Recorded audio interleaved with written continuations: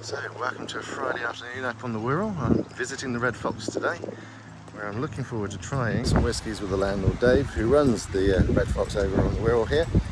His favourite distillery is the same as mine, Bruichladdich, so this should be a really fun afternoon. Dave took over the pub in 2014, and in 2018 they were voted one of the top 10 whisky pubs in the UK by the Good Pub Guide.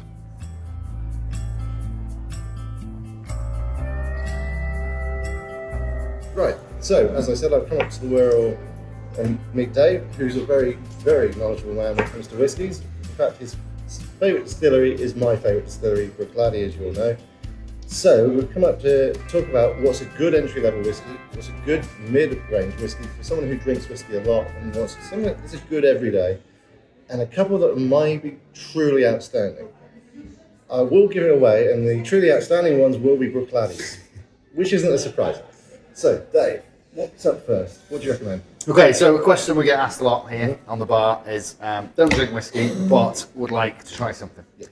So as a seasoned whiskey drinker, first one I've gone with today for an entry-level price, Highland Park, 12 years old. Yep. A synonymous name in the world of whiskey, Highland Park, obviously from the Highlands. 12 years, gives it a little bit more of a sweetness. They've got a bit of smoke to it.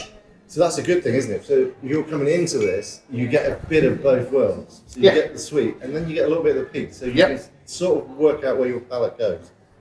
And you'll see where the kind of the sherry influence on it. And I think that's why there isn't really a one fit for what your first whiskey is to try. But I think this one is, for the price point, I think you've got a good whiskey. So you've got that smoke at the top. Very faint, but oak. Yeah, you can definitely pull out the oak. It's definitely heather. Yes. When we talk to people, it's like, so first time you're drinking whiskey, it's kind of just leave it there, let the smell adjust to it. And then the first time you drink it, it's just touch your lips. There is that shock value, isn't there? It's like it is almost the first sample you have of it is a waste. Because your body's got to get over that initial, basically kicking the box.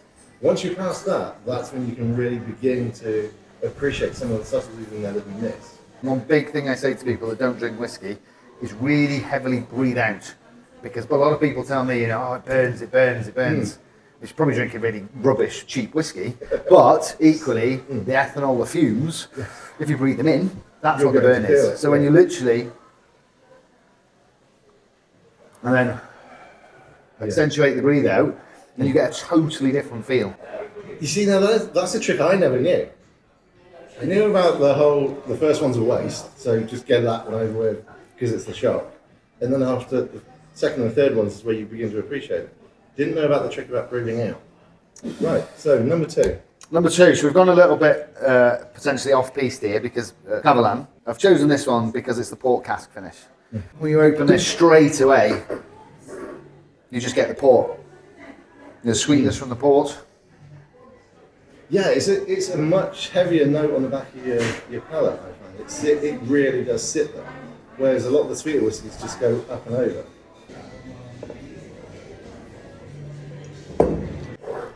Lovely colour. It is actually very rich.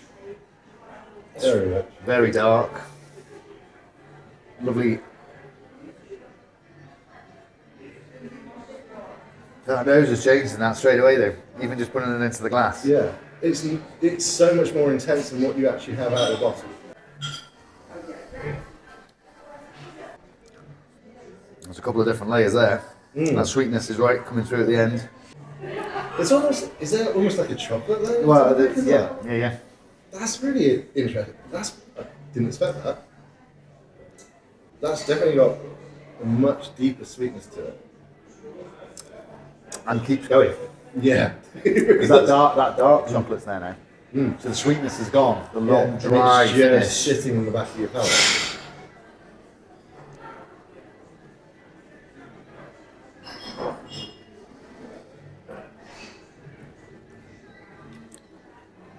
So we're getting 40% alcohol.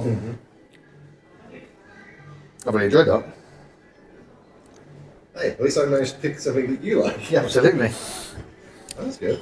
Trouble when it's 3:30 on a Friday afternoon and you've got work tonight. You know, this is going. Sorry, not sorry. No. I would definitely say I think I'll be adding it to my collection, personal collection. It's actually now finding. It's now going to come back with me. My work here is done. Yeah. Right then, so number 3. Well, so number 3 and number 4, it was a bit of a. It's a tough call. It's a bit of a where do I go in terms of give me something a little bit special, give me something a bit different. Well, so the 2 that we've got here are from our favourite distillery, Bruichladdich. Mm-hmm. So this one was I opened this a while ago. So from a single cask. So it would have been from the shop. I think I bought this at our auction. So it's 500 bottles, 59.2%. And which bottle number is that? We are on 315 and we're heavily peated. We'll go this way first. Thank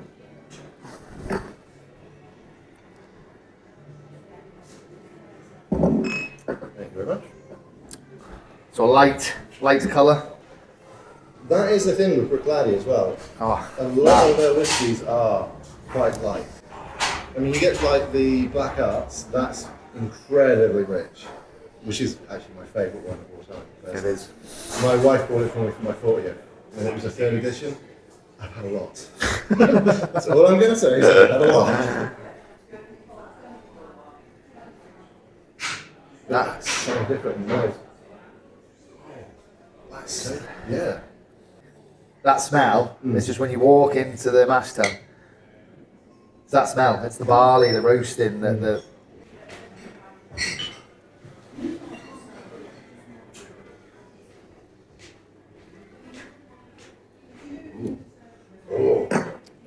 That's got a finish.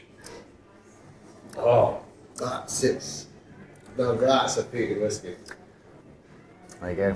That's almost, that is a peated whiskey, but it's a peated whiskey on steroids. It's got that.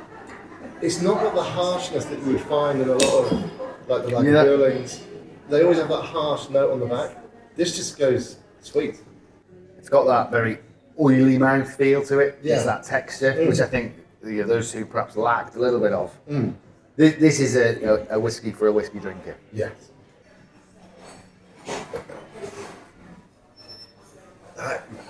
Alright, you've done it. That's definitely something special.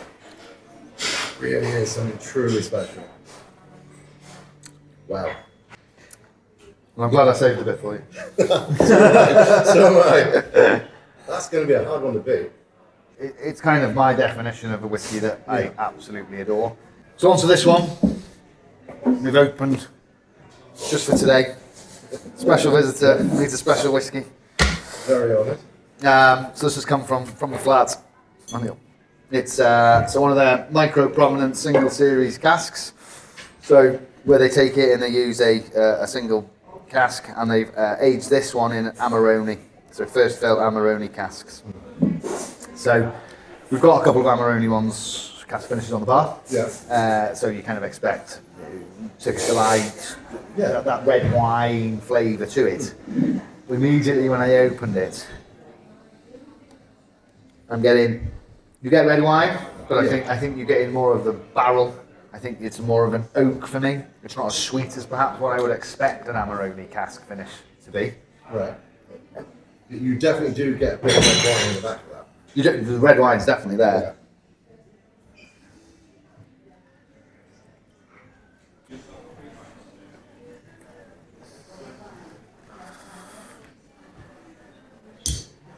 Distilled in 2009, so it's 12 years aged. Bottled on the 8th of December 2021. It is a beautiful, rich colour. Again, that nose that's at the start of that one. Yeah. That barley sweetness, the malt, Yeah, it's almost a deeper wood.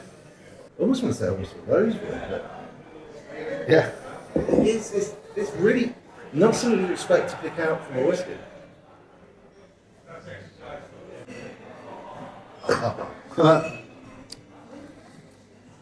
Yeah, that's good. Yeah, that's got it's like like a spice. It's Yeah, like, which sits right through the middle of your palate as opposed to... like a bit of a peppery sort of. Mm. So I'm guessing it's probably tannins from the red wine is doing something there. Yeah, and it's just continuing to build. And it just keeps going. Yeah. Well, I'm A, very sorry that I made you open that, and B, not sorry at all that I made you open that. Well, no, I'm glad that I've opened it because that's a very different, again, to something that I've tried before. Cool. Well, cheers, and thank you very much for having me. Thanks for coming.